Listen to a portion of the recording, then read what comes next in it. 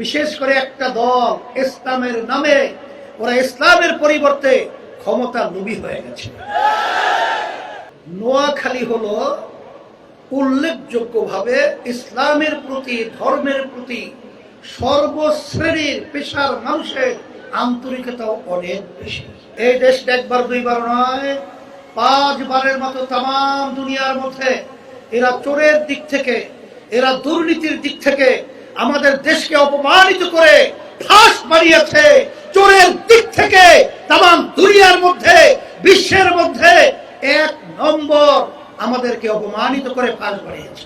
বাংলাদেশের মানুষ ধর্মপ্রিয়, বিশেষ করে নোয়াখালী হলো উল্লেখযোগ্যভাবে ইসলামের প্রতি, ধর্মের প্রতি সর্বশ্রেণীর পেশার মানুষের আন্তরিকতাও অনেক বেশি। এই মাটিতে জন্মগ্রহণ করেছিলেন হাফিজ হুজুর রহমতুল্লাহ আলাইহি।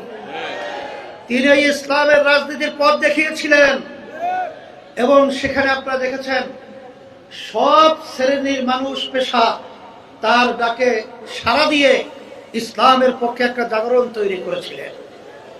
আজকে বাংলাদেশের মধ্যে 54 বছর যারা দেশ পরিচালনা করেছে ইসলামী নীতি আদর্শ বাদ দিয়ে, আমরা তাদের শাসন দেখেছি। তাদের শাসনের মাধ্যমে আমরা পেয়েছি এই দেশটা একবার দুইবার নয়, 5 বারের মতো তাম দুনিয়ার মধ্যে এরা চোরের দিক থেকে, এরা দুর্নীতির দিক থেকে আমাদের দেশকে অপমানিত করে ফাঁস বানিয়েছে। চোরের দিক থেকে তাম দুনিয়ার মধ্যে, বিশ্বের মধ্যে 1 নম্বর আমাদেরকে অপমানিত করে ফাঁস বানিয়েছে। আজকে এদের পরিচালনা আমরা দেখেছি, এদের পরিচালনায় হাজার হাজার মায়ের কোলগুলো সন্তান হারা হয়ে গেছে। এদের পরিচালনায় আমাদের দেশের টাকাগুলো বিদেশে পাচার হয়েছে। এক কথায় আমরা যা চেয়েছি তা পাইনি।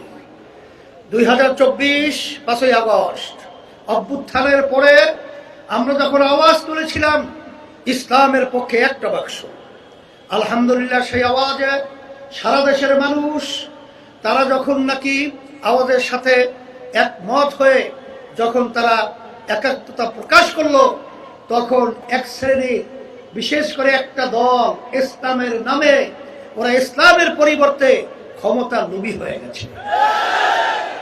ওরা আজকে আমাদেরকে বলে যে ওরা নাকি এই প্রচলিত নিয়ম অনুযায়ী দেশ পরিচালনা করবে। আমি বলবো প্রচলিত নিয়ম অনুযায়ী দেশ পরিচালনার মাধ্যমেই তো আমাদের দেশের মায়ের কোলগুলো সন্তান হারা হয়ে গেছে। আজকে হাজার হাজার লক্ষ কোটি টাকা আমাদের দেশ থেকে বিচার পাচার হয়ে গেছে। এই আইনের মাধ্যমে পরিচালিত হয় আমাদের দেশের মধ্যে দুর্নীতি 5 বার চোরের দিক থেকে ফাঁস হয়েছে।